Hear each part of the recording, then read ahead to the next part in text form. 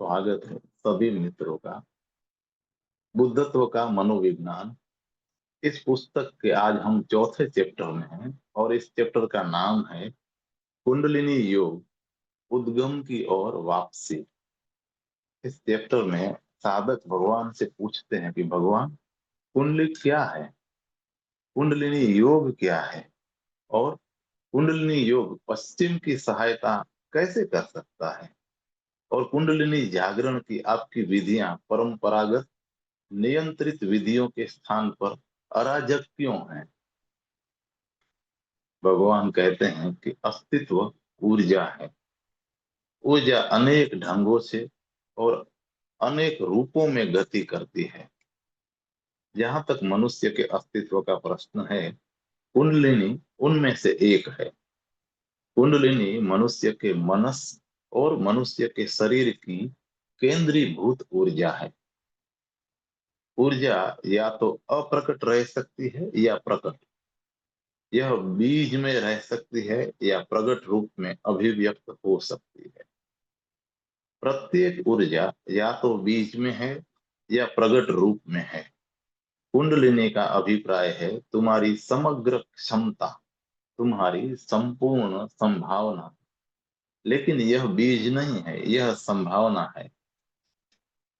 यह साकार हो सकती है लेकिन यह साकार नहीं है। कुंडलिनी पर कार्य करने की विधियां तुम्हारी क्षमता को साकार करने की विधियां हैं। इसलिए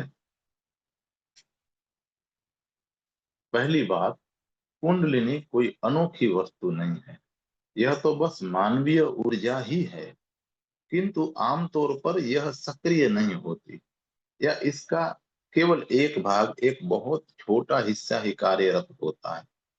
और यह भाग भी लयबद्धता से कार्य नहीं कर रहा है, यह संघर्ष में है। यही विषाद है और यही संताप भी है। अगर तुम्हारी ऊर्जा लयबद्धता में काम कर सके तो तुम आनंद अनुभव करोगे।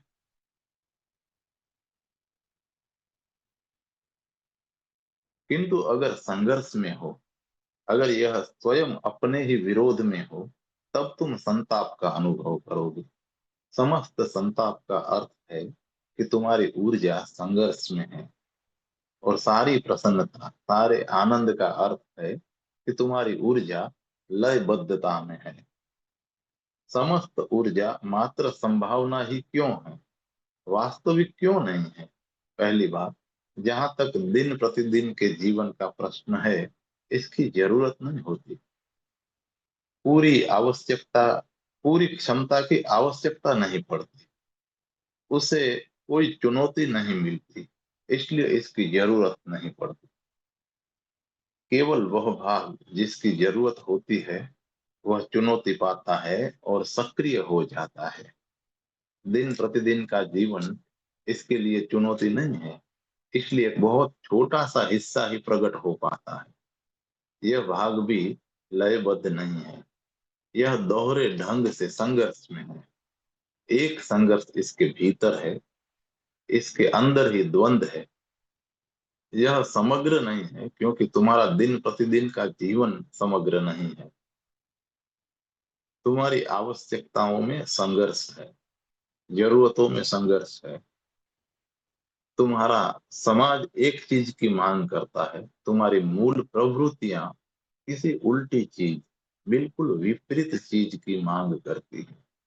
सुबह एक चीज की मांग होती है, दोपहर के बाद तुम इससे बिल्कुल उल्टी चीज चाहने लगते हो। तुम्हें अब वही चाहिए। दिन प्रतिदिन की मांगों में संघर्ष है। समाज की जरूरतों और प्राकृतिक जरूरतों में संघर्ष है। दोनों अलग अलग हैं। समाज और उसकी जरूरतें, नैतिकता, धर्म और उनकी जरूरतें, वे कभी लयबद्ध समग्रता की खोज में नहीं है, वे आंशिक हैं। अपने आप में प्रत्येक बात अर्थपूर्ण है, लेकिन मनुष्य की जैविक एकता के संदर्भ में ऐसा नहीं है। तुम्हारी पत्नी को तुमसे कोई चीज चाहिए, तुम्हारी माँ को तुमसे इसकी उल्टी चीज चाहिए, तब दिन प्रतिदिन का जीवन तुम्हारे लिए परस्पर विरोधी मांगे बन जाता है। वह भाग, वह छोटा सा भाग जो तुम्हारे भीतर मूर्तमान हो जाता है, वह ऊर्जा, वह क्षमता जो साकार हो जाती है, वह खंडित है, अपने साथ संघर्ष में है। संघर्ष और विरोधों का यह एक तल है। दूसरा तल है वह भाग जो प्रकट हो चुका है। सदा उस भाग के साथ जो अभी तक प्रकट नहीं हुआ है संघर्ष में रहेगा। वास्तविक सदा संभवित के साथ संघर्ष में संलग्न रहेगा, क्योंकि संभावित अपने आप को अभिव्यक्त करना चाहेगा और वास्तविक इसका दमन करेगा। मनोवैज्ञानिक शब्दों में कहें तो अचेतन सदा चेतन के साथ संघर्ष में रहेगा। चेतन इस पे मालिकियत करने का प्रयास करेगा, क्योंकि संभावित से और इसकी अभिव्यक्ति होने की अभिलाषा से चेतन सदा खतरे में है, क्योंकि चेतन सदा नियंत्रित है और संभावित नहीं है। अचेतन नियंत्रण में नहीं है। तुम चेतन को सुव्यवस्थित कर सकते हो, किंतु अचेतन के विस्फोट के साथ तुम असुरक्षित हो जाओगे। तुम इसे संभालने योग्य नहीं रहोगे, और यही भय है। चेतन को यह भय है। छोटा भाग सदा बड़े भाग से जो अचेतन है और जिसको दबा दिया गया है उससे भयभीत होता है। इसलिए एक और संघर्ष है, और बड़ा और जीवंत और गहरा संघर्ष है। यह चेतन और अचेतन के बीच में है। उस ऊर्जा का जो प्रकट हो चुकी है, उस ऊर्जा के साथ, उस ऊर्जा का जो प्रकट हो चुकी है उस ऊर्जा के साथ संघर्ष जो प्रकट होना चाहती है। ये दो संघर्ष, इन दो संघर्षों के कारण ही तुम लयबद्ध नहीं हो। और अगर तुम लयबद्ध नहीं हो तो तुम्हारी ऊर्जाएं तुम्हारी शत्रु बन जाएंगी। ऊर्जा को गति चाहिए, और गति सदा अप्रगट से प्रगट की ओर, बीज से वृक्ष की ओर होती है। यह सदा अंधकार से प्रकाश की ओर होती है। ऊर्जा को गति चाहिए, और गति केवल तभी संभव है जब कोई दमन ना हो। अन्यथा गति, लयबद्धता विनष्ट हो जाती है, और तुम्हारी ऊर्जाएं तुम्हारे विरोध में शत्रु हो जाती है। तब तुम अपने ही विरोध में बटे हुए एक घर हो जाते हो। तब तुम जैविक इकाई नहीं रहते, तुम भीड़ बन जाते हो। तब तुम एक नहीं रहे, तब तुम अनेक हो जाते हो। मनुष्य के अस्तित्व की यह अवस्था है। इसे ऐसा नहीं होना चाहिए। इसी के कारण इतनी कुरूपता है और इतना संताप है। सारा आनंद जो संभव है और सारा सौंदर्य जिसकी संभावना है, वो केवल तभी आ सकते हैं जब तुम्हारी जीवन ऊर्जा गति में हो, और सरल गति में हो, विश्रांत गति में हो, अदमित, अखंडित, समग्र हो, टुकड़ों में बंटी न हो, अपने साथ संघर्ष में न हो, बल्कि एक और संयुक्त, परिपूरक और सहयोगी हो। अगर यह घटित हो जाता है तो यही है जिसे कुंडलिनी कहा जाता है। अगर तुम्हारी ऊर्जाएं इस लयबद्ध जैविक एकता पर पहुंच जाए तो योग की परिभाषिक शब्दावली में इसे कुंडलिनी कहा जाता है। यह बस एक तकनीकी शब्द भर है। तुम्हारी सारी ऊर्जाएं बिना किसी संघर्ष के एकता में, गति में, लयबद्धता में है। वे सहयोगी हैं, परिपूरक हैं और जीवंत हैं। तब तभी वहां रूपांतरण संभव है, जो अनूठा और अज्ञात है। जब ऊर्जाएं संघर्ष में होती है तो तुम उनसे बस छुटकारा पा लेते हो। तब तुम्हारी संघर्षरत ऊर्जाएं बाहर निकल जाती हैं। तब तुम आराम का अनुभव करते हो। लेकिन जब भी तुम उनको बाहर फेंक देते हो, उनसे पीछा छुड़ा लेते हो, तुम्हें शांति मिलती है, तुमको अनुभव आराम का होता है, केवल तब जब तुम्हारी ऊर्जा बाहर फेंक दी जाती है। और जब कभी तुम्हारी ऊर्जा बाहर फेंक दी जाती है, तुम्हारा जीवन, तुम्हारी जीवंतता, तुम्हारी जीवन ऊर्जा अधोगामी या बहिर्गामी होती है। दोनों का अभिप्राय तो एक ही है। अधोगामी गति बहिर्गामी है और ऊर्ध्वगामी गति अंतर्गामी है। तुम्हारी ऊर्जाएं जितना अधिक ऊपर की ओर जाती हैं, वे उतनी ही भीतर की ओर आती हैं। तुम्हारी ऊर्जाएं जितनी अधिक नीचे की ओर जाती हैं, उतना ही वह बाहर की ओर जाती है। तुम अपनी ऊर्जाओं से केवल तभी छुटकारा पा सकते हो जबकि तुम उनको बाहर फेंक दो। यह बस तुम्हारे खुद के जीवन को बाहर फेंक देने जैसा है।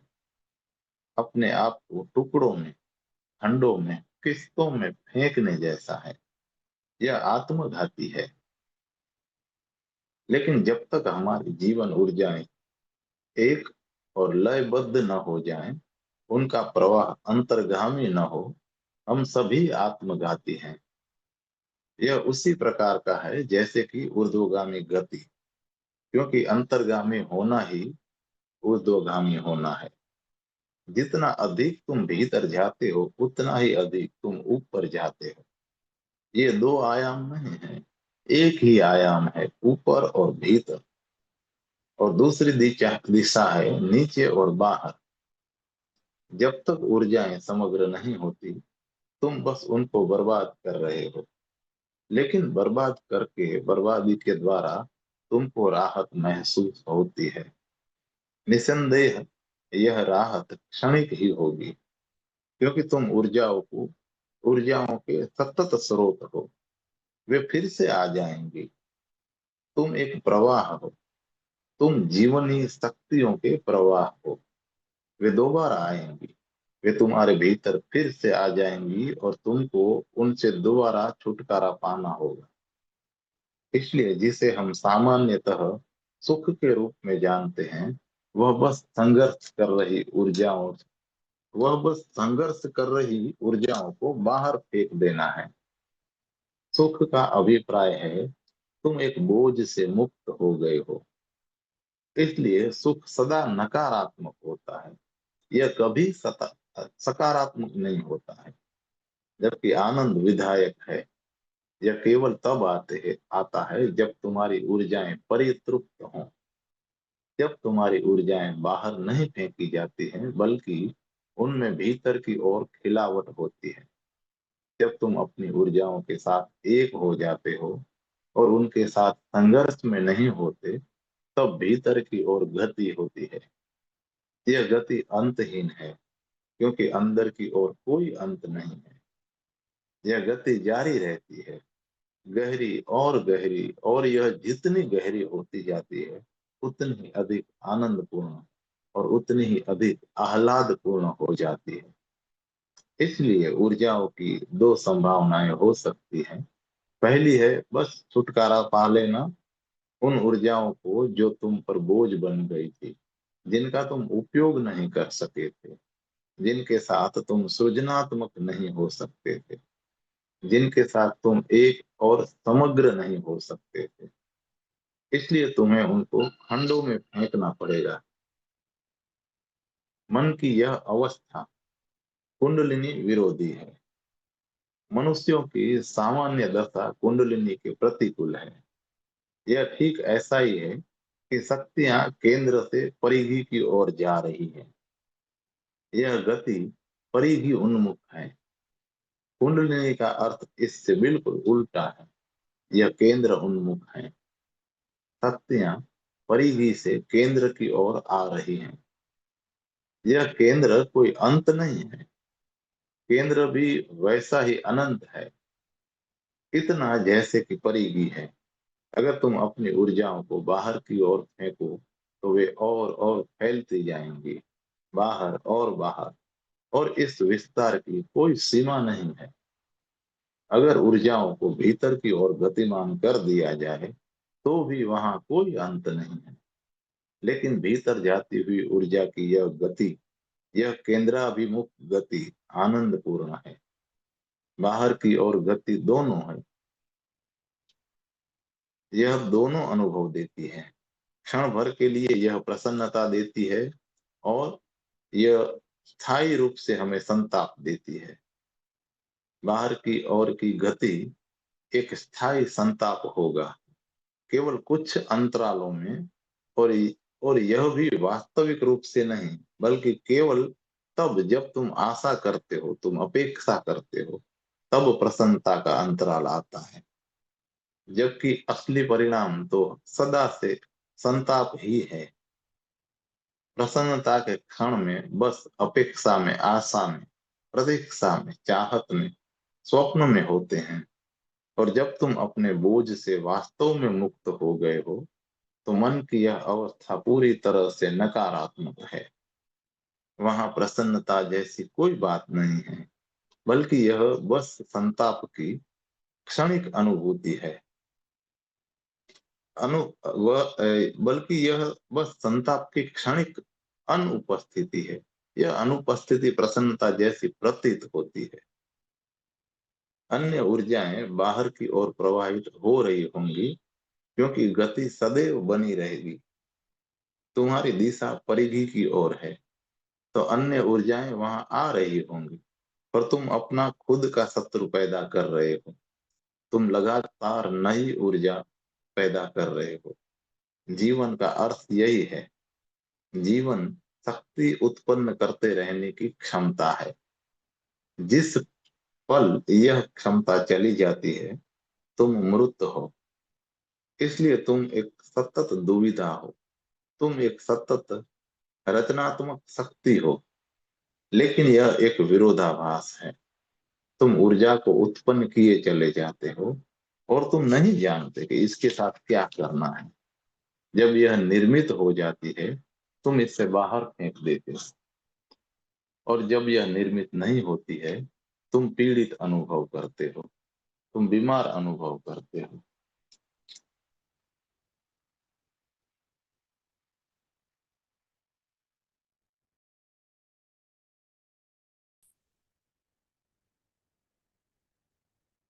जिस पल जीवन शक्ति निर्मित नहीं होती, तुम बीमार अनुभव करते हो।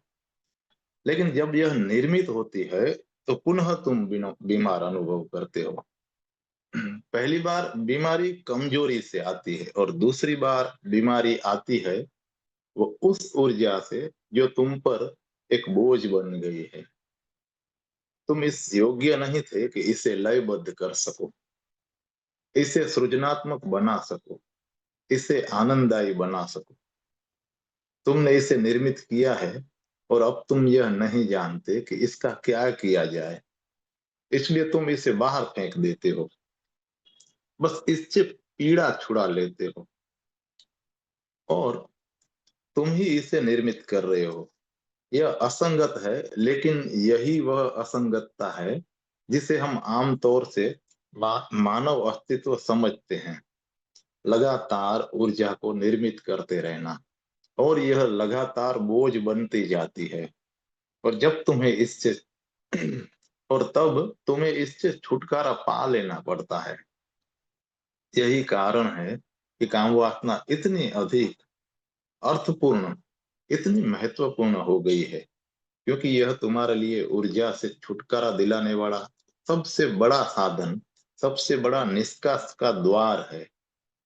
अगर समाज समृद्ध हो जाता है, तो तुम्हारे पास ऐसे और अधिक स्रोत हो जाते हैं जिनके माध्यम से ऊर्जा उत्पन्न की जा सकती है। तब तुम और अधिक कामुक हो जाते हो, क्योंकि तब तुम्हें और अधिक ऊर्जा से छुटकारा पाना पड़ता है। इसे लगातार निर्मित करते रहना और इसे फेंकते रहना। इसलिए अगर कोई व्यक्ति पर्याप्त बुद्धिमान, पर्याप्त संवेदनशील है, तो वह इसकी सारी ऊब, इसकी असंगतता, इसकी सारी अर्थहीनता को अनुभव कर लेगा। तब व्यक्ति को जीवन की प्रयोजनहीनता अनुभव में आएगी। क्या तुम ऊर्जा को उत्पन्न करके उसे बाहर फेंक देने वाले बस एक उपकरण हो? तब जीवन का अर्थ क्या है? फिर जीवित रहने की क्या जरूरत है? केवल एक उपकरण हो जाना जिसमें ऊर्जा निर्मित होती है, एक यांत्रिक उपाय जिसमें ऊर्जा निर्मित की जाती है और फिर बाहर फेंक दी जाती है। इसलिए कोई व्यक्ति जितना संवेदनशील होगा, उतना ही वह इस बात को अनुभव करेगा। जीवन जैसा कि यह है, जैसा कि इसे जिया जाता है, जैसा कि इसे हम जानते हैं, यह इसकी पूर्णतः अर्थहीनता है। कुंडलिनी का अभिप्राय है कि इस अर्थहीन स्थिति को अर्थपूर्ण स्थिति में परिवर्तित कर देना। कुंडलिनी का विज्ञान सबसे सूक्ष्म विज्ञानों में से एक है, क्योंकि जहां तक भौतिक विज्ञानों का संबंध है, उनका संबंध भी ऊर्जा से है, लेकिन पौद्गलिक ऊर्जा से, मनस ऊर्जा से नहीं। योग का संबंध मनस ऊर्जा से है, जैसे कि यह पराभौतिक का, उसका जो भौतिक विज्ञान से परे है, यह मनस ऊर्जा का विज्ञान है। यह मनस ऊर्जा सृजनात्मक हो सकती है या विध्वंसात्मक भी हो सकती है। अगर इसका उपयोग न किया जाए तो यह विध्वंसात्मक हो जाती है। अगर इसका उपयोग कर लिया जाए तो यह सृजनात्मक हो जाती है। इसका उपयोग किया जा सकता है और इससे सृजनात्मक बनाया जा सकता है। इसको सृजनात्मक बनाने का उपाय है, पहले यह समझ लेना कि तुम्हें केवल खंड को नहीं जानना है, एक भाग को जान लिया है और तुम्हारी संभावना का शेष बचा हुआ बृहत्तर भाग अनजाना रह गया है, तो यह वह स्थिति नहीं है जो सृजनात्मक हो सकती है। समग्र को ध्यान लेना चाहिए, तुम्हारी समग्र संभावना को साकार कर लेना चाहिए। इस शेष संभावना को साकार करने के लिए, इसे वास्तविकता बना देने के लिए, इसको जागृत कर देने के लिए विधियां हैं। यह सो रही है ठीक वैसे ही जैसे कोई सर्प सो रहा हो, इसीलिए इसका नाम कुंडलिनी है। सर्प की शक्ति, सोता हुआ सर्प रखा गया है। अगर तुमने कभी सांप को सोते हुए देखा हो, तो यह ठीक वैसा होता है जैसे कि मरा हुआ हो, इसमें जरा भी हलचल नहीं होती। और यह कुंडलित होता है। तुम कल्पना भी नहीं कर सकते कि कोई सांप खड़ा हो सकता है, लेकिन सांप खड़ा हो सकता है। यह अपनी पूंछ पर सीधा लंबवत खड़ा हो सकता है। सांप किसी ऊर्जा पुंज की भांति ही खड़ा होता है और यही कारण है कि प्रतीकात्मक रूप से इसका उपयोग किया जाता है। सर्प शक्ति का प्रतीकात्मक रूप से प्रयोग किया गया है। तो तुम्हारी ऊर्जा जीवन ऊर्जा कुंडलित और सुसुप्त है, किंतु यह खड़ी हो सकती है। और अगर यह अपनी संपूर्ण क्षमता को साकार कर सके, जाग सके, तो तुम रूपांतरित हो जाओगे। जीवन और मृत्यु केवल ऊर्जा की दो अवस्थाएं हैं। जीवन का अर्थ है कार्य करती हुई ऊर्जा और मृत्यु का अर्थ है निष्क्रिय ऊर्जा। जीवन का अर्थ है जागी हुई ऊर्जा और मृत्यु का है फिर से सो गई। इसलिए कुंडलिनी योग के अनुसार सामान्यतः तुम केवल आंशिक रूप से जीवित हो। तुम्हारी ऊर्जाओं का एक भाग है जो जीवन में प्रकट हो चुका है और यह बहुत छोटा भाग ही जीवित है। शेष भाग ऐसा है जैसे कि वह है ही नहीं, लेकिन इसको जगाया जा सकता है और ऐसी बहुत सी विधियां हैं जिनके माध्यम से कुंडलिनी योग संभावना को वास्तविक करने का प्रयास करता है। उदाहरण के लिए प्राणायाम, यह उस सोई हुई ऊर्जा पर चोट करके उसके उसे जगाने की विधियों में से एक है। श्वास के द्वारा चोट करना संभव है, क्योंकि श्वसन प्रक्रिया तुम्हारी जीवन ऊर्जा, तुम्हारे प्राण, तुम्हारी जीवंतता का मूल स्रोत और तुम्हारे वास्तविक अस्तित्व के मध्य एक सेतु है। यह संभावना और यथार्थ के मध्य एक सेतु है। जिस पल तुम अपनी श्वसन की प्रक्रिया को बदलते हो, तुम्हारा संपूर्ण ऊर्जा तंत्र बदल जाता है। जब तुम सोए होते हो, तुम्हारी श्वास प्रक्रिया बदल जाती है। जब तुम जागे होते हो, तो तुम्हारी श्वास प्रक्रिया बदल जाती है। जब तुम क्रोधित होते हो, तुम्हारी श्वास प्रक्रिया और ढंग की होती है। जब तुम प्रेम में होते हो, तो तुम्हारी श्वास प्रक्रिया और ढंग की होती है। काम वासना के आवेग में होते हो, तो बिल्कुल ही बदल जाती है, क्योंकि मन की प्रत्येक भाव दिशा में तुम्हें जीवन शक्ति की विभिन्न मात्राओं की आवश्यकता पड़ती है। इसलिए तुम्हारी श्वास की प्रक्रिया बदलती जाती है। जब तुम क्रोधित होते हो, तो तुम्हें परिधि पर अधिक ऊर्जा की जरूरत पड़ती है। केंद्र से परिधि की ओर तुम्हें अधिक ऊर्जा की आवश्यकता होती है। अगर तुम खतरे में हो, या तुम्हें आक्रमण करना हो, या तुम्हें अपने को बचाना हो, सीमाओं पर और अधिक ऊर्जा की आवश्यकता है। तब केंद्र से ऊर्जा उस ओर दौड़ पड़ेगी। यही कारण है कि क्रोध में तुम कांपने लगते हो, तुम्हारी आंखें लाल हो जाती है, तुम्हारा रक्तचाप बढ़ जाएगा, और तुम्हारी श्वास प्रक्रिया वैसी हो जाएगी जैसी श्वास प्रक्रिया से ऊर्जा को केंद्र से परिधि की ओर जाने में मदद मिले। जब तुम कामावेग में होते हो, तो तुम्हें ऊर्जा की जरूरत पड़ती है। परिधि की ओर अधिक ऊर्जा की जरूरत पड़ती है। और यही कारण है कि काम कृत्य के बाद तुम थका हुआ अनुभव करते हो, क्योंकि तुमने अपने शरीर से ऊर्जा की एक बड़ी मात्रा, एक असाधारण मात्रा को फेंक दिया है। क्रोध के बाद भी तुम थकान का अनुभव करोगे, किंतु प्रेम के क्षण के बाद तुम कभी थकान का अनुभव नहीं करोगे। तुम्हें ताजगी अनुभव होगी। प्रार्थना पूर्ण होने के बाद तुम ताजगी का अनुभव करोगे। क्यों? यह विपरीत अनुभव क्यों घटित हुआ? जब तुम प्रेम पूर्ण क्षण में होते हो, तो परिधि पर ऊर्जा की कोई आवश्यकता नहीं होती, क्योंकि अब वहां पर आक्रमण या बचाव का कोई प्रश्न ही नहीं है। वहां कोई असुरक्षा नहीं है, वहां कोई खतरा नहीं है।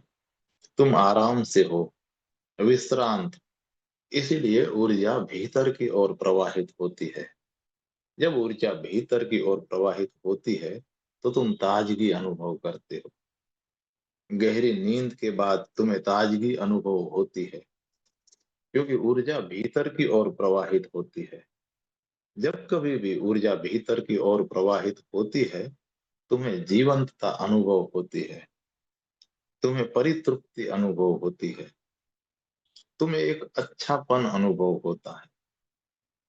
और ध्यान देने योग्य दूसरी बात, जब कभी भी ऊर्जा भीतर की ओर जा रही होती है, तुम्हारी श्वास का एक अलग प्रकार तुम्हारी श्वास एक अलग प्रकार की गुणवत्ता धारण कर लेती।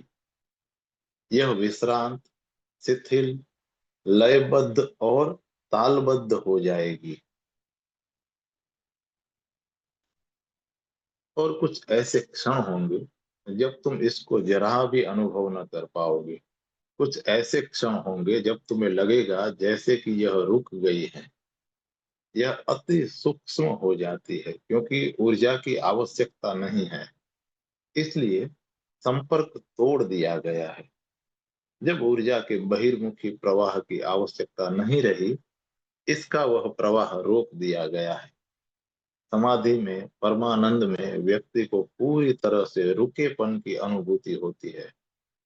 भीतर की श्वास भीतर ठहर गई है, बाहर की श्वास बाहर ठहरी हुई है, और वहां पर एक अंतराल है। सब कुछ ठहर गया है। ऊर्जा के किसी बहिर्मुखी प्रवाह की जरूरत नहीं होती, इसीलिए श्वास अनावश्यक हो जाती है। प्राणायाम के द्वारा इस ऊर्जा को, जो प्रसुप्त है, इसे व्यवस्थित रूप से जगाया जा सकता है। योगासनों के द्वारा भी कुंडलिनी की संभावना को साकार किया जा सकता है, क्योंकि तुम्हारे शरीर की मुद्राएं भी संबंधित हैं। ऊर्जा के स्रोत से तुम्हारा शरीर हर जगह से जुड़ा हुआ है। तुम खड़े होकर सो नहीं सकते। तुम्हें यह कठिन प्रतीत होगा, लेकिन यदि तुम थके हुए हो और बहुत दिनों से सो नहीं पाए हो, तो तुम खड़े होकर भी सो सकते हो। लेकिन शीर्षासन की अवस्था में उल्टे खड़े होकर तुम नहीं सो सकते। शरीर की यह मुद्रा नींद के विरोधी है, क्योंकि रक्त का प्रवाह मस्तिष्क की ओर जाता है। यही कारण है कि नींद के लिए व्यक्ति तकियों का उपयोग करता है, और कोई व्यक्ति जितना सभ्य और शिक्षित होता जाएगा, उतने ही अधिक तकियों की उसको जरूरत पड़ेगी।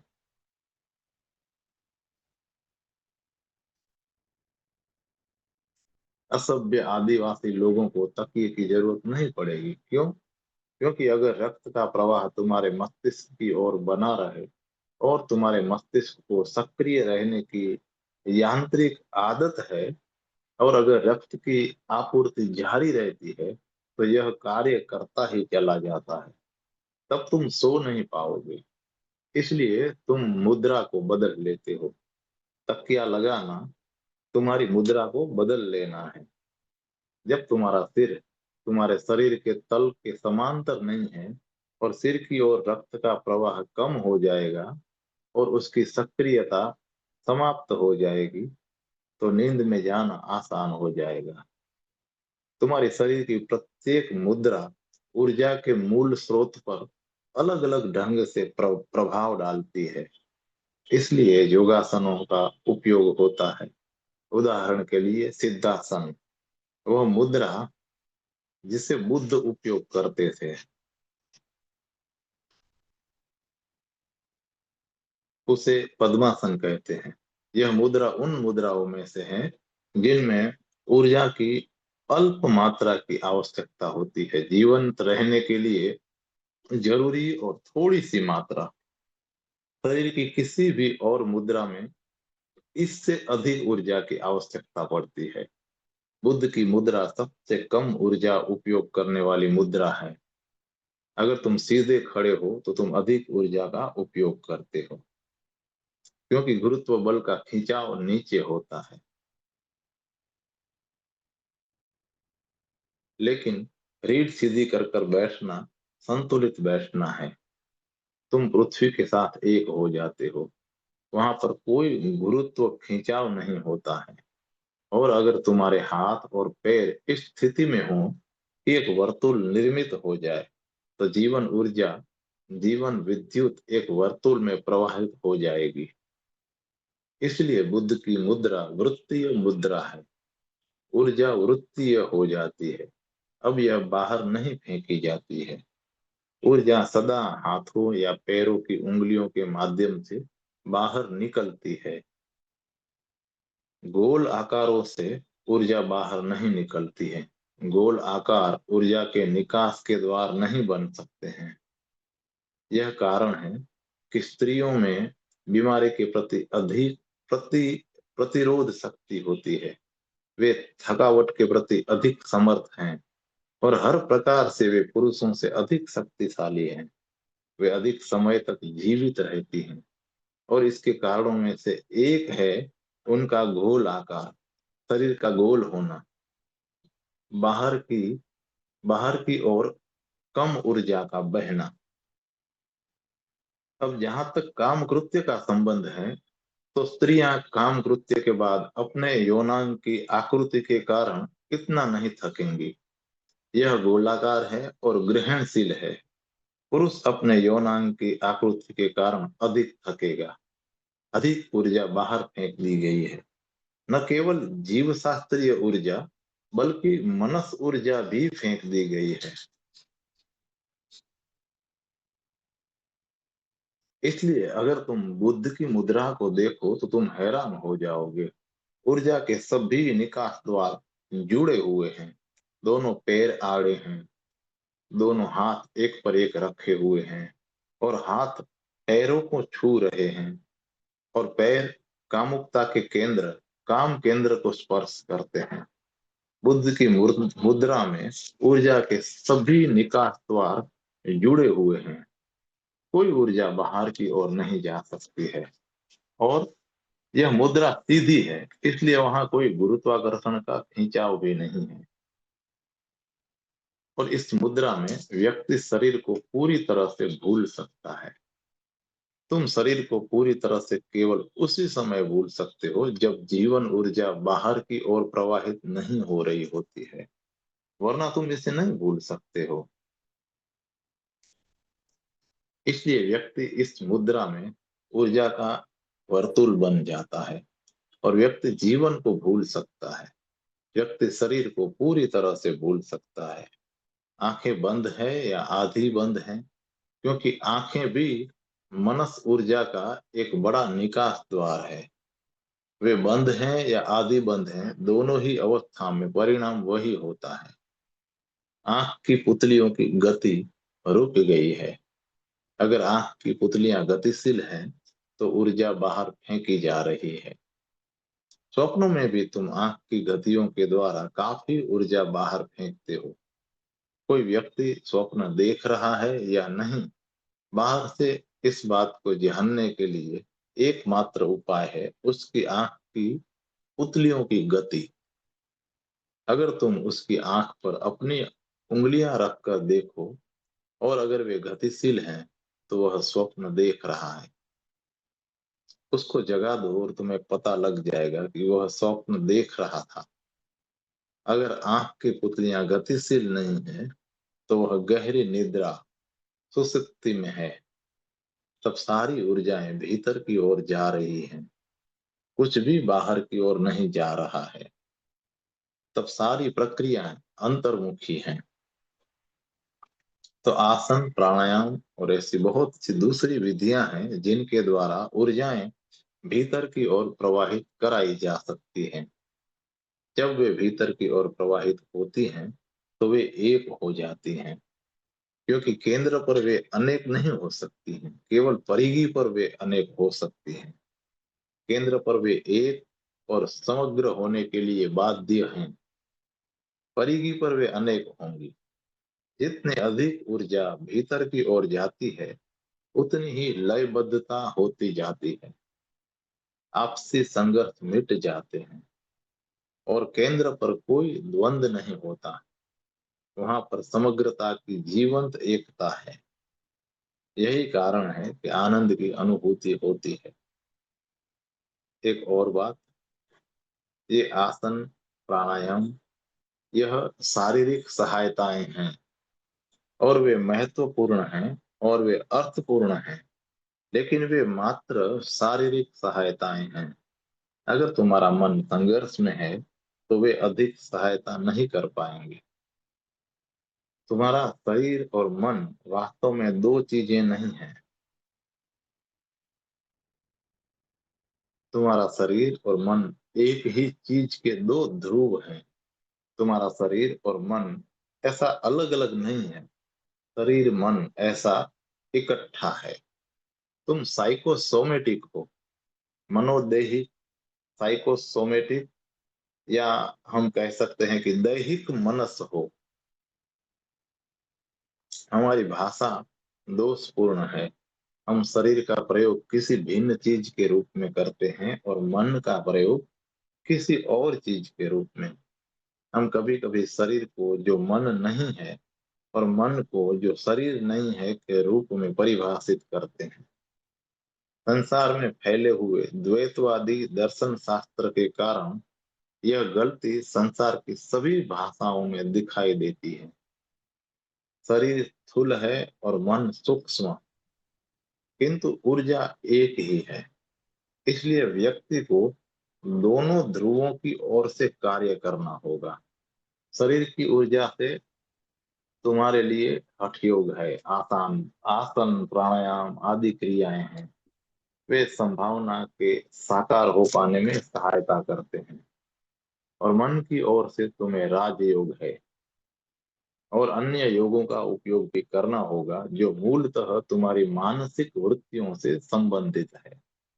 उदाहरण के लिए, क्रोध की अवस्था में अगर तुम अपने श्वास को नियंत्रित कर सको, तो क्रोध मिट जाएगा।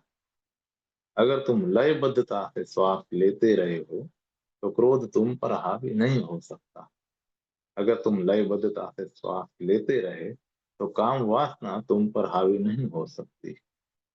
यह वहां पर होगी, परंतु इसका दमन कर दिया जाएगा, क्योंकि यह केवल भौतिक भाग है। यह मूर्तमान नहीं होगा, इसे कोई नहीं जानेगा, तुम स्वयं भी इसे नहीं जान सकोगे। श्वास के माध्यम से यह इतनी दमित हो सकती है। लयबद्ध श्वास के द्वारा तुम क्रोध को इतना अधिक दमित कर सकते हो कि तुम स्वयं भी न जान पाओगे कि यह वहां पर है, लेकिन यह वहां होगा, क्योंकि तुमने इसको अपने अस्तित्व, अपने शरीर के एक भाग के द्वारा नियंत्रित किया है। मगर दूसरा भाग वहीं मौजूद है और वह अनछुआ है। इसलिए व्यक्ति को दोनों के साथ कार्य करना पड़ता है। शरीर को यौगिक विधि विज्ञान के द्वारा प्रशिक्षित किया जाना चाहिए और मन को सजगता से। और अगर तुम योग का अभ्यास करो तो तुम्हें और सजगता की आवश्यकता होगी, क्योंकि चीजें और सूक्ष्म हो जाएंगी। अगर तुम क्रोधित हो, सामान्यतः तुम इसके प्रति सजग हो सकते हो, क्योंकि यह बहुत कठिन नहीं है, क्रोध बहुत स्थूल है। लेकिन अगर तुम प्राणायाम का अभ्यास करते हो तो तुम्हें क्रोध के प्रति सजग होने के लिए अधिक बोध और तीव्र संवेदनशीलता की आवश्यकता होगी, क्योंकि अब क्रोध और भी अधिक सूक्ष्म हो जाएगा, क्योंकि एक भाग शरीर का जो कि इसे स्थूल बना सकता था, इसके साथ अब सहयोग नहीं कर रहा है। इसलिए यह बिना किसी भौतिक अभिव्यक्ति के बस मन का एक ढंग हो जाएगा और यह अति सूक्ष्म हो जाएगा। इसलिए वे लोग जो सजगता का अभ्यास कर रहे हैं, अगर वे साथ ही साथ यौगिक विज्ञान का अभ्यास भी करते हैं, तो वे जानेंगे कि सजगता के गहरे गहरे आयाम हैं। अन्यथा वे केवल स्थूल के प्रति सजग हो जाएंगे। अगर तुम स्थूल को बदल सको और सूक्ष्म को न बदल पाओ तो तुम दुविधा में, एक गहन ऊहापोह में पड़ जाओगे, क्योंकि अब संघर्ष अपने आप को एक नए ढंग से प्रकट कर देगा। यह संघर्ष अपने आप को तुम्हारे मन और शरीर के बीच प्रकट करेगा। इसीलिए योग सहायक है, लेकिन यह सब कुछ नहीं है। यह केवल एक भाग है। दूसरा भाग है मानसिक दृष्टिकोण, जिसे बुद्ध ने माइंडफुलनेस, सम्यक स्मृति कहा है। योग का अभ्यास करो जिससे शरीर तुम्हारे प्रति शत्रुतापूर्ण न रहे, शरीर तुम्हारा विरोधी न रहे, शरीर लयबद्ध हो जाए और तुम्हारा साथ दे। शरीर अंतर्मुखी उन्मुख गति के साथ सहयोग पूर्ण रहे, तब स्मृति का अभ्यास करो। दोनों साथ साथ किया जाना चाहिए। श्वास के प्रति होशपूर्ण हो जाओ। योग में तुम्हें श्वास की प्रक्रिया को बदलना पड़ता है और सजगता में तुम्हें श्वास के प्रति जैसी वह है होशपूर्ण हो जाना पड़ता है। बस श्वास प्रक्रिया के प्रति सजगता। अगर तुम श्वास प्रक्रिया के प्रति सजग हो सको तो तुम अपनी विचार प्रक्रिया के प्रति भी सजग हो सकते हो, अन्यथा नहीं। वे लोग जो सीधे ही अपने विचार प्रक्रिया के प्रति सजग होने का प्रयास करते हैं, वे उसमें सफल नहीं हो पाएंगे। यह बहुत दूभर होगा, क्योंकि श्वास प्रक्रिया मन का द्वार है। तुम्हें यह जानकर हैरानी होगी कि तुम अपने श्वास को एक क्षण के लिए रोक सको तो तुम्हें दिखेगा कि तत्क्षण तुम्हारे विचार भी रुक गए हैं।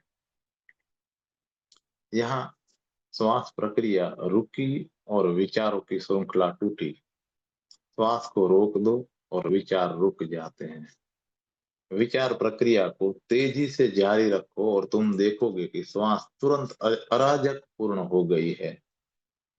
श्वास प्रक्रिया तुम्हारी विचार प्रक्रिया को प्रतिबिंबित करती है। पहले श्वास के प्रति होशपूर्ण हो। बुद्ध कहते हैं कि अनापान सति योग, भीतर आती और बाहर जाती श्वास के प्रति सजगता का योग। और वे कहते हैं कि यहाँ से शुरू करो, और यही और यही सही शुरुआत है।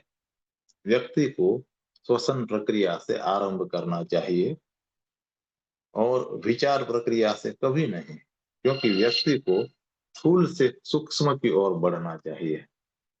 पहले शरीर से आरंभ करो, उसके बाद श्वास के प्रति सजगता। जब तुम श्वास के प्रति सजग हो जाते हो, जब तुम श्वास की सूक्ष्म गतियों को अनुभव करते हो, केवल तभी तुम विचार के सूक्ष्म पहलुओं को अनुभव कर पाने में समर्थ हो पाओगे। विचार की प्रक्रिया के प्रति होश मन की गुणवत्ता को बदल देगा। आसन और प्राणायाम शरीर की गुणवत्ता को बदल देंगे और वे दोनों लयबद्ध हो जाएंगे। और तब एक क्षण आता है जब तुम्हारा शरीर और मन एक हो जाते हैं। तब कोई संघर्ष नहीं है, जरा सा भी संघर्ष नहीं। जब वे एक हैं, तब वे एकाकार होकर गति करते हैं। वे पूरी तरह से एकात्म हुए, लयबद्ध हुए। तब उस क्षण में तुम न तो शरीर होते हो और ना ही मन। एकात्मकता के उस क्षण में पहली बार तुम अपने आप को स्व की भांति जानते हो। तुम अतिक्रमण कर जाते हो।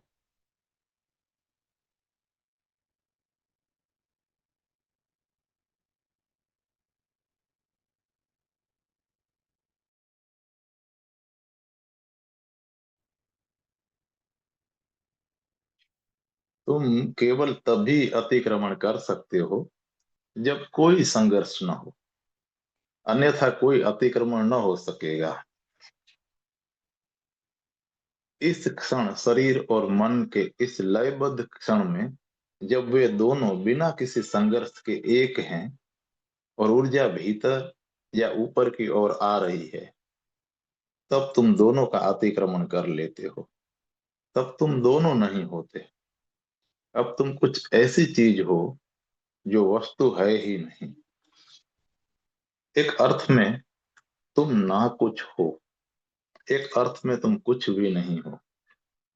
अब तुम बस चेतना हो, किसी के प्रति चेतन नहीं, बल्कि केवल चेतना। किसी के प्रति सजगता नहीं, बल्कि केवल सजगता। किसी चीज के प्रति सजग हुए बिना सजगता का यह बोध, किसी वस्तु के प्रति प्रति चेतन हुए बिना चेतना का यह बोध विस्फोट का क्षण है। तुम्हारी संभावना वास्तविक हो जाती है। तुम एक नए आयाम में परम विस्फोटित हो जाते हो। यही परम तो सभी धर्मों का गंतव्य है। और भी बहुत सारे रास्ते हैं। कोई कुंडलिनी की बात कर सकता है या नहीं भी कर सकता है, इससे कोई अंतर नहीं पड़ता। कुंडलिनी मात्र एक शब्द है। तुम किसी अन्य शब्द का भी प्रयोग कर सकते हो। तुम इसको कोई भी नाम दे सकते हो, इससे जरा भी भेद नहीं पड़ेगा। किंतु कुंडलिनी शब्द से जो इंगित होता है, वह तो किसी न किसी भांति वहां पर होगा ही। ऊर्जा के अंतर्गामी प्रवाह के रूप में वहां पर होगा।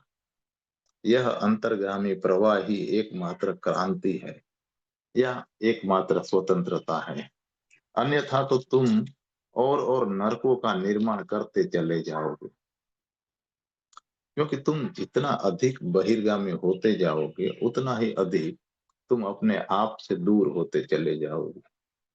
और तुम अपने आप से जितना अधिक दूर होते हो, तुम उतना ही अधिक बीमार और रुग्ण होते हो, क्योंकि सारे जीवन का मूल स्रोत अनेक उपायों के द्वारा तुमसे असंबद्ध कर दिया गया है। तुम अपने आप के प्रति अजनबी बन जाते हो और तुम यह नहीं जानते कि घर वापस कैसे लौटना है। यह वापस लौटना ही योग का विज्ञान है। और जहां तक मनुष्य के रूपांतरण का संबंध है, कुंडलिनी योग सूक्ष्मतम परम विज्ञान है। और तुमने यह भी पूछा है कि परंपरागत विधियां व्यवस्थित हैं और आपकी विधि अराजक हैं, ऐसा क्यों है?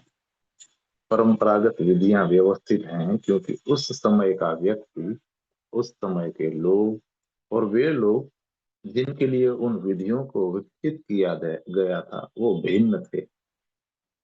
आधुनिक मनुष्य एक बहुत नवीनतम घटना है और किसी भी परंपरागत विधि का जिस रूप में वह है ठीक उसी रूप में उपयोग नहीं किया जा सकता है, क्योंकि आधुनिक मनुष्य कभी अस्तित्व में था ही नहीं।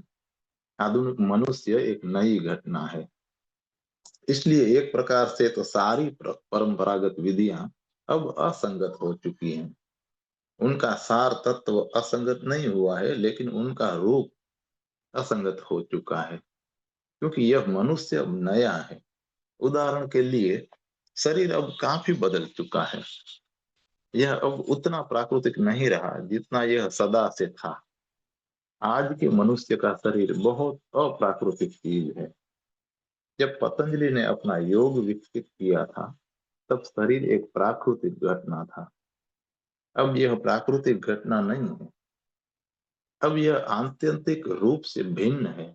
यह इतना विषाक्त है कि कोई भी परंपरागत विधि इसे सहायक नहीं हो सकती है। हठ योगियों के लिए औषधियों को लेने की अनुमति नहीं थी, बिल्कुल ही नहीं थी, क्योंकि औषधि लेने से कुछ रासायनिक परिवर्तन होते हैं। वो न सिर्फ विधियों को दुष्कर बनाएंगे, वरन विधियों को हानिकारक भी बना देंगे। इसलिए औषधियों का उपयोग करने की अनुमति नहीं थी, या उनके लिए विशिष्ट विशिष्ट औषधियों का विकास किया गया था। अब सारा वातावरण कृत्रिम है, वायु प्रदूषित है, जल प्रदूषित है, समाज में जीने की परिस्थितियां कृत्रिम है। कुछ भी प्राकृतिक नहीं है। तुम्हारा जन्म इसी कृत्रिमता से हुआ है। तुम इसी में विकसित हुए हो। इसीलिए परंपरागत विधियां हानिकारक सिद्ध होंगी। वे जैसी हैं, उन्हें वैसा ही उपयोग नहीं किया जा सकता है। उसको आधुनिक परिस्थिति के अनुसार परिवर्तित करना ही पड़ेगा। एक और बात, मन की गुणवत्ता अब मूलतः बदल चुकी है। पतंजलि के दिनों में, पुराने समय में, मनुष्य के व्यक्तित्व का केंद्र मस्तिष्क नहीं था, उसका केंद्र हृदय था। और उससे भी पहले यह हृदय भी नहीं था, यह और नीचे था, नाभि के पास। पतंजलि पूर्व के समय में, पतंजलि से भी पूर्व के समय में यह नाभि मनुष्य के व्यक्तित्व का केंद्र थी। इसलिए हठ योग ने उन विधियों का विकास किया जो व्यक्ति के लिए अर्थपूर्ण और महत्वपूर्ण थी, पर उस व्यक्ति के लिए जिसका व्यक्तित्व का केंद्र नाभि था। फिर व्यक्तित्व का केंद्र हृदय हो गया। जब केंद्र हृदय होता है, तब केवल भक्ति योग उपयोग किया जा सकता है, वरना नहीं किया जा सकता है। इसलिए मध्यकाल में भक्ति योग विकसित हुआ। इसके इसके पहले नहीं, क्योंकि केंद्र अब बदल गया था और विधियों को उन लोगों के अनुसार बदल देना पड़ता है जिनके लिए इसे प्रयुक्त किया जाना होता है। अब भक्ति योग भी इतना अर्थपूर्ण नहीं रहा है। मुख्य केंद्र अब नाभि से अधिक दूर हो गया है। अब यह केंद्र मस्तिष्क है। और यही कारण है कि कृष्णमूर्ति जैसे लोगों की शिक्षाएं आकर्षित करती है, क्योंकि केंद्र मस्तिष्क है। अन्यथा उनमें कोई आकर्षण न होता, उनमें जरा भी आकर्षण नहीं होता। अब किसी विधि की जरूरत नहीं है, किसी उपाय की जरूरत नहीं है, केवल समझ की आवश्यकता है। लेकिन जब हम कहते हैं समझ, तो यह बौद्धिक बन जाती है और कुछ भी नहीं। यह केवल शाब्दिक समझ है। इससे कोई परिवर्तन नहीं होता, इससे कोई रूपांतरण नहीं होता।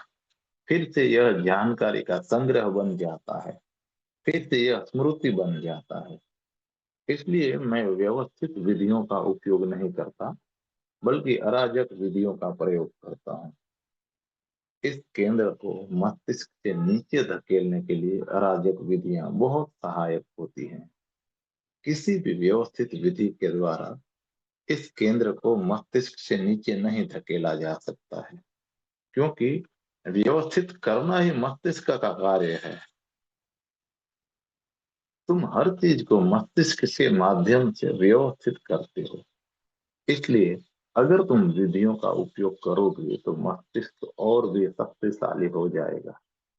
यह ऊर्जा को अपने में समा लेगा। इसलिए मैं अराजक विधियों का उपयोग करता हूँ, क्योंकि अराजक विधियों के माध्यम से मस्तिष्क को शून्य कर दिया जाता है। इसके पास करने के लिए कुछ भी नहीं होता, न तो किसी व्यवस्था का निर्माण करना है और न ही किसी गणितीय सूत्र का उपयोग करना है। यह विधि इतनी अराजकपूर्ण है कि केंद्र मस्तिष्क से हटकर स्वतः ही हृदय पर धकेल दिया जाता है, और यह एक बड़ा कदम है, केंद्र को मस्तिष्क से हृदय की ओर धकेल देना। इसलिए अगर तुम मेरी ध्यान विधि को पूरी ताकत से अव्यवस्थित रूप से अराजकता पूर्वक करो तो तुम्हारा केंद्र नीचे धकेल दिया जाएगा। तब तुम हृदय पर आ जाओगे। जब तुम हृदय पर आ जाते हो तो मैं रेचन का उपयोग करता हूँ, क्योंकि तुम्हारा हृदय तुम्हारे मस्तिष्क के कारण बहुत दमित है। तुम्हारे मस्तिष्क ने तुम्हारे भीतर का इतना अधिक क्षेत्र घेर कर रखा है, यह तुम्हारे ऊपर इतना अधिक हावी है कि इसने सभी कुछ पर मालकियत कर ली है। हृदय के लिए कोई भी अभी स्थान नहीं बचा है, इसलिए हृदय की अभिप्साएं दमित हो गई हैं। तुम कभी हृदय पूर्वक हंसते नहीं हो, तुम कभी हृदय पूर्वक रोए नहीं हो, तुमने कभी हृदय पूर्वक कोई कार्य नहीं किया है। मस्तिष्क सदा ही चीजों को व्यवस्थित करने, उन्हें गणितीय बना देने के लिए आ जाता है। मस्तिष्क हिसाब लगाता है, निष्कर्ष निकालता है और हावी हो जाता है। इस तरह से हृदय दमित होता जाता है। इसलिए पहली बात, अराजक विधियों का उपयोग केंद्र को चेतना के केंद्र को मस्तिष्क से हृदय की ओर धकेलने के लिए किया जाता है। तब हृदय को भार मुक्त करने के लिए, दमित भावनाओं को निकाल फेंकने के लिए, इसे हल्का करने के लिए रेचन की जरूरत पड़ती है। अगर हृदय हल्का और निर्भर हो जाता है तब चेतना के केंद्र को और भी नीचे खिसका दिया जाता है, यह नाभि पर आ जाता है। और केवल तब यह नाभि पर आ जाता है जब मैं तुमसे खोज करने के लिए कहूंगा कि मैं कौन हूं। और केवल तब जब यह नाभि पर आता है तब मैं तुमसे खोज करने के लिए कहूंगा कि मैं कौन हूं, वरना यह अर्थहीन है। रमण महर्षि की विधि बहुत सफल नहीं हो सकती है, क्योंकि वे सीधे ही पूछ लिया करते थे कि मैं कौन हूँ। तब मस्तिष्क पूछता है कि मैं कौन हूँ, बुद्धि पूछती है, और बुद्धि बहुत चालाक है। यह पूछती है और यही उत्तर भी दे देती है। यह पूछती है मैं कौन हूँ, फिर वहां से उत्तर आता है जो स्मृति में पहले से था, मैं आत्मा हूँ, मैं ब्रह्म हूँ वगैरह। मस्तिष्क उत्तर दे देता है। यह दोनों कार्य करता है, यह दोनों ओर से खेल रचता है, और यह असंगत है, यह सहायता नहीं बन सकता है। रमन इस विधि के द्वारा उपलब्ध कर सके, क्योंकि उनकी चेतना का केंद्र नाभि पर था और यह कभी भी मस्तिष्क नहीं था। वे मस्तिष्क वाले व्यक्ति नहीं थे। एक अर्थ में वे प्राचीनतम व्यक्तियों में से एक थे, पुरातनों में से एक। वे इस शताब्दी के थे ही नहीं, वे हमारे समकालीन नहीं थे। उनका केंद्र नाभि थी। लेकिन वे, अगर वे दूसरों से कहते हैं कि पूछो मैं कौन हूं, तो यह अर्थहीन हो जाता है, क्योंकि केंद्र भिन्न है। वे लोग मस्तिष्क से माध्यम से पूछेंगे और स्वयं को मस्तिष्क के माध्यम से उत्तर भी देंगे।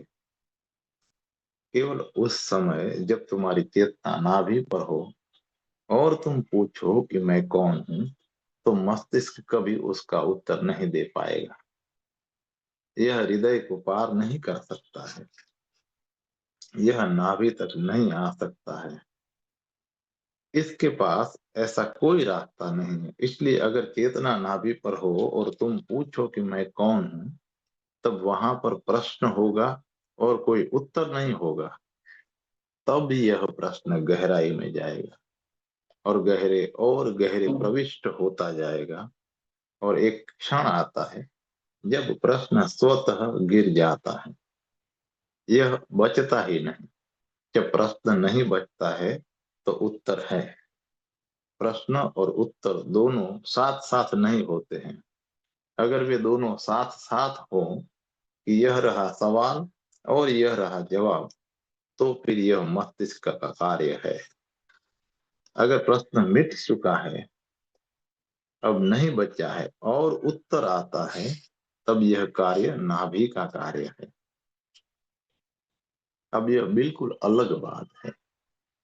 यह उत्तर स्रोत से आया है, जीवंतता के स्रोत से, और नाभि जीवंतता का स्रोत है। यह स्रोत है, यह मूल स्रोत है जिससे प्रत्येक व्यक्ति आती है, शरीर, मन, सभी कुछ।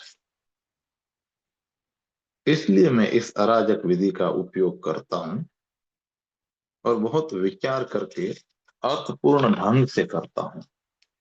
अब व्यवस्थित विधि और विज्ञान सहायता नहीं करेंगे, क्योंकि मस्तिष्क इसको अपने स्वयं के उपकरण के रूप में परिवर्तित कर लेगा। अब केवल भजन कीर्तन से सहायता नहीं मिलेगी, क्योंकि हृदय इतना बोझिल हो चुका है कि यह सम्यक कीर्तन में खिल नहीं सकता है। हकीकत तो यह खिल ही नहीं सकता है। कीर्तन इसके लिए अब एक पलायन हो सकता है। प्रार्थना भी अब एक पलायन बन सकती है। यह प्रार्थनाओं में खिल नहीं सकता है। यह हृदय अब प्रार्थना में नहीं खिल सकता है। यह इतना अधिक दमित है कि प्रामाणिक प्रार्थना की भाव दशा अब असंभव हो चुकी है। मैंने कोई भी ऐसा नहीं देखा जो प्रामाणिक प्रार्थना में गहरा जा सकता हो, क्योंकि प्रेम स्वयं भी अब असंभव हो चुका है। चेतना को स्रोत तक, जड़ों तक नीचे धकेलना पड़ेगा। केवल तब ही रूपांतरण की संभावना है। इसलिए मैं चेतना को मस्तिष्क से नीचे धकेलने के लिए अराजक विधियों का उपयोग करता हूँ। और जब कभी भी तुम अराजकता में होते हो, मस्तिष्क कार्य करना बंद कर देता है। यह कार्य कर ही नहीं सकता है। जब भी तुम अराजकता में होते हो तो मस्तिष्क रुक जाता है। तुम कार चला रहे हो और अचानक कोई तुम्हारे सामने आ जाता है। इतनी तेजी से ब्रेक लगाते हो कि यह मस्तिष्क का कार्य हो ही नहीं सकता है। ऐसा नहीं हो सकता है कि मस्तिष्क समय लेता है। यह सोच विचार करता है क्या करना है, क्या नहीं करना है। इसलिए जब भी दुर्घटना की संभावना होती है और तुम ब्रेक लगाते हो, तुम्हें अपने नाभि के आसपास में कुछ संवेदना महसूस होती है। मस्तिष्क के निकट में कभी कोई संवेदना नहीं होती। तुम्हें लगता है कि तुम्हारे पेट में कुछ गड़बड़ी है, क्योंकि सारी चेतना इस अचानक आई दुर्घटना के कारण नाभि पर धकेल दी गई है। अगर पहले से ही इसकी गणना कर ली गई होती, तो इसका पूर्व अनुमान हो गया होता, तो यह सब न होता। तब इसकी जरूरत ही न पड़ती। तब मन संभाल लेता, मस्तिष्क सब तब ठीक कर लेता। जब कभी भी तुम अनजानी परिस्थिति में या दुर्घटना में होते हो, तुम्हारे साथ अज्ञात घटित होता है, तब तुम देखोगे कि चेतना नाभि पर आ जाती है। अगर तुम किसी भी जैन साधु से पूछो कि आप कहाँ से सोचते हैं, तो वह अपना हाथ पेट पर रख देगा। पश्चिमी लोग जब पहली बार जापानी साधुओं के संपर्क में आए तो वे इसे समझ नहीं सके। क्या मूढ़ता है, पेट से तुम कैसे सोच सकते हो? पेट से कोई भी नहीं सोच सकता है। लेकिन जैन जैन उत्तर अर्थपूर्ण है। चेतना शरीर के किसी भी केंद्र का उपयोग कर सकती है और मूल स्रोत के सर्वाधिक निकट और सर्वाधिक प्राथमिक केंद्र नाभि है और वह मस्तिष्क से सर्वाधिक दूर भी है। इसलिए जीवन ऊर्जा बाहर की ओर जा रही है तो अंतिम रूप से चेतना का केंद्र मस्तिष्क हो जाएगा। अगर जीवन ऊर्जा भीतर की ओर आ रही है तो अंततः नाभि चेतना का केंद्र बन जाएगी। यही कारण है कि मैं चेतना को इसकी जड़ों तक धकेलने के लिए रेचक तकनीक के साथ साथ अराजक विधियों का उपयोग करता हूँ, क्योंकि रूपांतरण केवल जड़ों के द्वारा ही संभव है। अन्यथा तुम केवल शब्दीकरण करोगे और शब्दीकरण करते ही चले जाओगे, पर वहां कोई रूपांतरण, कोई परिवर्तन नहीं होगा। अगर तुम यह जान भी लो कि सही बात क्या है, तुम रूपांतरित नहीं हो जाओगे, क्योंकि सही बातों को जान लेना ही पर्याप्त नहीं है। व्यक्ति को जड़ों तक जाना पड़ता है और व्यक्ति को जड़ों को रूपांतरित और परिवर्तित करना पड़ता है, अन्यथा तुम नहीं बदलोगे। और कभी कभी कोई व्यक्ति और अधिक कठिनाई में पड़ जाता है जब उसे सही बात पता होती है और वह कुछ नहीं कर पाता है। उसके भीतर एक नया अधैर्य, एक नया तनाव खड़ा होता है। वह दो गुना तनावग्रस्त हो जाता है। वह समझता है और वह कर नहीं सकता है।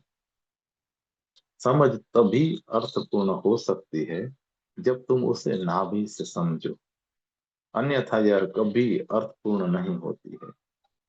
अगर तुम मस्तिष्क से समझो तो यह रूपांतरण नहीं कर सकती है। वह परम, वह मौलिक, वह आंतरिक मस्तिष्कीय कार्य के माध्यम से नहीं जाना जा सकता है, क्योंकि परम के साथ तुम अपनी जड़ों के माध्यम से, जहां से तुम आए हो उनके माध्यम से संबंधित हो। तुम्हारी सारी समस्या यही है कि तुम नाभि से दूर चले गए हो। तुम नाभि के माध्यम से आए हो और तुम्हारी मृत्यु इसी के माध्यम से होगी। तुम उस द्वार से आए थे और तुम उसी द्वार से होकर गुजरोगे। व्यक्ति को उसी द्वार पर आना पड़ता है। पर जब तुम जड़ों पर आ जाते हो तो परिवर्तन होने में जरा भी कठिनाई नहीं होती। परिवर्तन तब सरल है, लेकिन जड़ों पर लौटना कठिन और दुष्कर है। कुंडलिनी जीवन ऊर्जा और इसके अंतर्गामी प्रवाह से, और यह शरीर और मन की उन विधियों से संबंधित है जो उन दोनों को उस बिंदु संश्लेषण के उस क्षण पर ले आए जहां से अतिक्रमण संभव हो जाता है। तब शरीर भिन्न होता है, मन भिन्न होता है, दृष्टिकोण मात्र भिन्न होता है, जीवन शैली भी भिन्न होती है। यह उसी तरह से है जैसे कि कोई चीज बैलगाड़ी की भांति उपयोगी है, लेकिन अब बैलगाड़ी की आवश्यकता नहीं है। तब तुम कार चला रहे हो, लेकिन वह बैलगाड़ी, उसको चलाने की तरकीबें, उसके उपकरण, वह सभी तुम याद रखे हुए हो। अब बैलगाड़ी विदा हो चुकी है, लेकिन स्मृति का सातत्य बना हुआ है। तुम अपने कार में बैलगाड़ी का कोई भी सामान प्रयोग नहीं कर सकते। इसका यह अभिप्राय नहीं है कि वह सामान बैलगाड़ी में उपयोगी नहीं था। उसका उपयोग बैलगाड़ी में हुआ था और वह वहां पर सहायक भी था। यह गलत नहीं था, लेकिन यह सामान अब कार के साथ असंगत है। इसलिए एक कठिनाई है। परंपरागत विधियां हैं, उनमें एक आकर्षण है क्योंकि वे इतनी प्राचीन और पुरातन हैं, क्योंकि उनके साथ परंपरा है। अनेक लोगों को उनके माध्यम से ज्ञान भी उपलब्ध हुआ है। इसका श्रेय उनको मिलता है। तुम परंपरागत विधियों से इनकार कर सकते हो, लेकिन तुम बुद्ध के बुद्धत्व से इनकार नहीं कर सकते। तुम पतंजलि और उनकी स्वतंत्रता से इनकार नहीं कर सकते। तुम कृष्ण और उनके ज्ञान से इनकार नहीं कर सकते। परंपरागत विधियां हमारे लिए असंगत हो गई हैं, लेकिन वे बुद्ध के या महावीर के लिए या कृष्ण के लिए असंगत नहीं थी। वे अर्थपूर्ण थे, उनको नकारा नहीं जा सकता है। लेकिन विधि वे विधि अब अर्थहीन है। उस विधि में आकर्षण है, क्योंकि बुद्ध से बुद्ध से इनकार नहीं किया जा सकता है। अगर बुद्ध को इस विधि के माध्यम से उपलब्ध हो गया है, तो हमें क्यों नहीं मिलेगा? हमें भी मिल सकता था, लेकिन एक अलग परिस्थिति में, एक पूर्णतः भिन्न अवस्था में मिल सकता था। मन का सारा क्षेत्र, विचारों का सारा परिवेश अब बदल चुका है। इसीलिए परंपरावादी पुरातन पंथी कहेगा कि बुद्ध को इस विधि से या उस विधि से बोध प्राप्त हो गया था, तो हमें क्यों नहीं मिल सकता है? यह विधि सही है। यह भ्रांति विधि में नहीं, बुद्ध में नहीं है, बल्कि इस परंपरावादी मन में है। यह मन इस बात को नहीं देख रहा है कि सारी परिस्थितियां अब बदल चुकी हैं और प्रत्येक विधि किसी विशेष परिस्थिति, किसी विशेष मन और किसी विशेष व्यक्ति को रास आती है।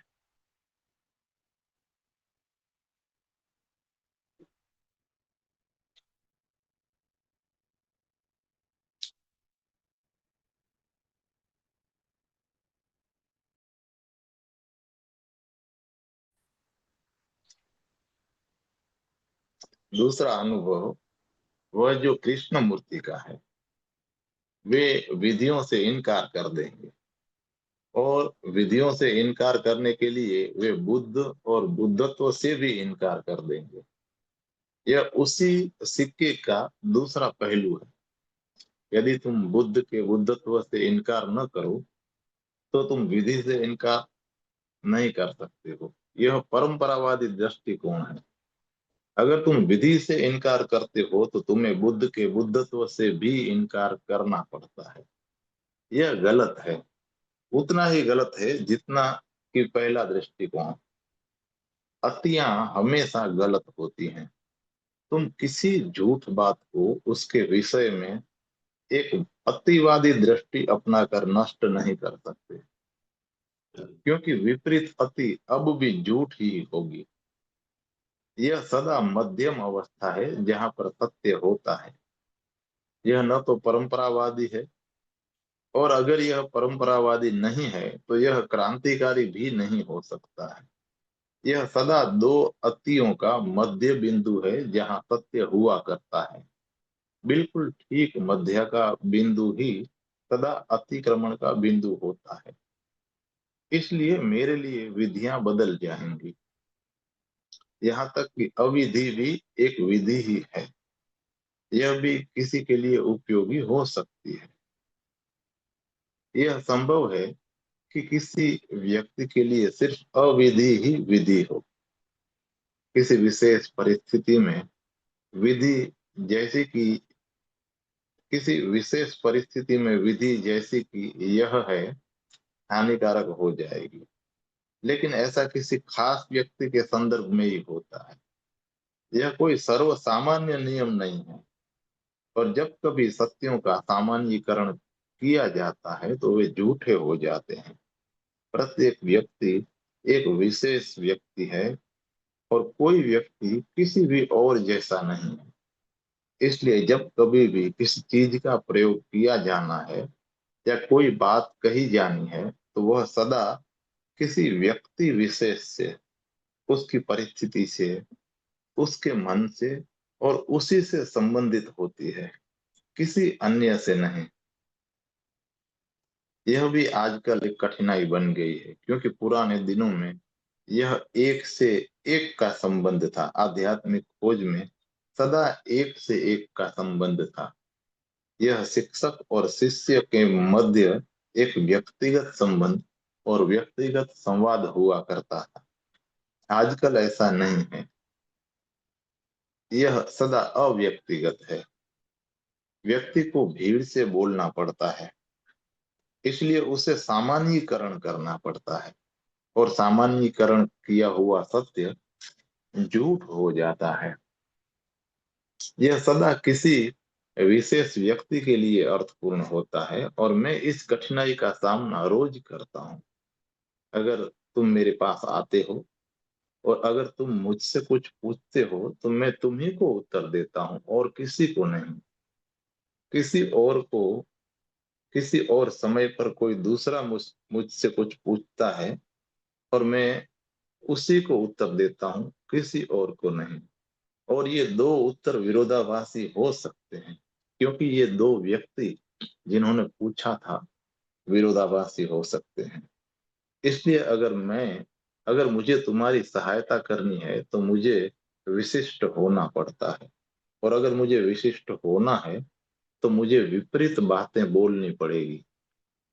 केवल वही व्यक्ति जो सर्व सामान्य से बोल रहा हो एक सी बात कह सकता है, लेकिन तब सत्य झूठ हो जाता है। प्रत्येक कथन के सत्य होने के लिए इसका किसी विशेष व्यक्ति से संबंध होना जरूरी है। यह व्यक्ति से संबंधित है। जैसा कि मैं इस परिस्थिति को देखता हूँ, आधुनिक मनुष्य काफी कुछ बदल चुका है। उसको नए की जरूरत है, नई विधियां, नई तकनीकें। निसंदेह सत्य सदा शाश्वत है। यह न कभी नया है न कभी पुराना, लेकिन सत्य अनुभूति है, साध्य है। और साधन सदा किसी विशेष व्यक्ति, विशेष मन, उसकी अभिरुचि के संदर्भ में संगत या असंगत होते हैं।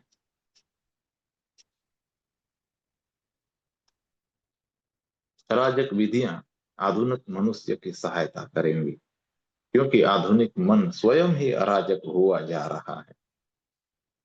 वह वह उपद्रव, आधुनिक मनुष्य की विद्रोह की वह भावना, यह वस्तुतः शरीर के अन्य केंद्रों का, उसके होने का, उसके बीइंग के अन्य केंद्रों का विद्रोह है, जिनका अत्यधिक अत्यधिक दमन कर दिया गया है। आधुनिक मनुष्य का विद्रोह मस्तिष्क के विरुद्ध हृदय और नाभि का विद्रोह है। अगर तुम इसे योग के संदर्भ में समझो तो आधुनिक विद्रोह मस्तिष्क के विरोध में है।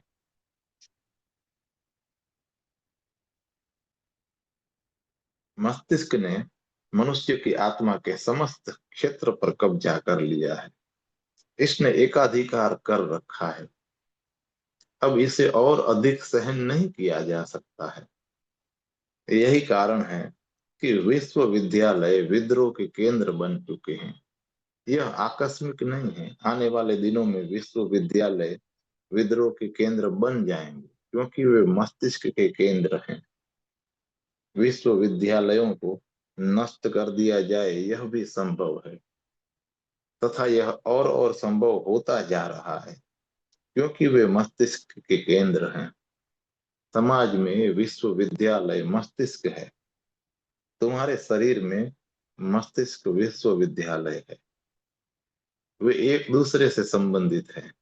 अगर पूरे समाज को एक जैविक इकाई, एक पूरा शरीर माना जाए तो विश्वविद्यालय सिर है, वो मस्तिष्क है। आधुनिक मन अराजकता की ओर उन्मुख रहने के लिए बाध्य है, और अराजक विधियां इसीलिए सहायक होंगी। वे दो प्रकार से सहायक होंगी।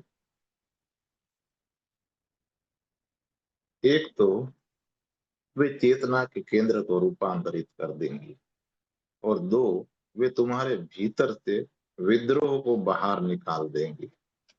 अगर मेरी विधि का प्रयोग किया जाता है तो वो व्यक्ति कभी विद्रोही नहीं होगा, क्योंकि विद्रोह का कारण परितृप्त हो जाता है।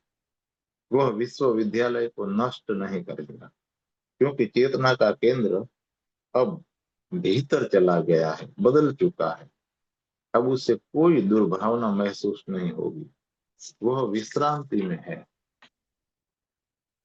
इसलिए मेरे लिए ध्यान न केवल व्यक्ति के लिए मुक्ति है, वह व्यक्ति का रूपांतरण है, बल्कि इसका बड़ा महत्व है। यह सारे समाज के, जैसे कि मनुष्य जाति इस समय है, उसके रूपांतरण के लिए आधारभूत कार्य कर सकता है। मनुष्य को या तो आत्मघात कर लेना पड़ेगा, या उसे स्वयं को रूपांतरित करना पड़ेगा। हम आगे के चैप्टर की ओर बढ़ते हैं।